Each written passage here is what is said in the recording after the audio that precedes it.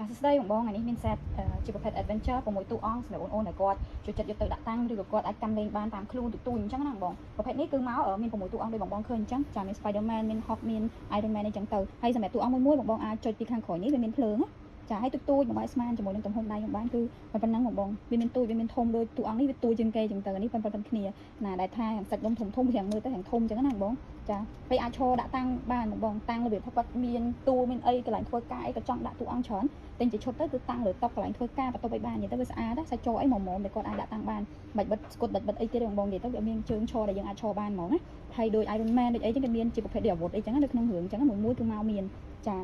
អានេះយើងអាចដោះចេញបាន Spider-Man ខាងក្រោយនេះអាវុធនេះទូជាងគេ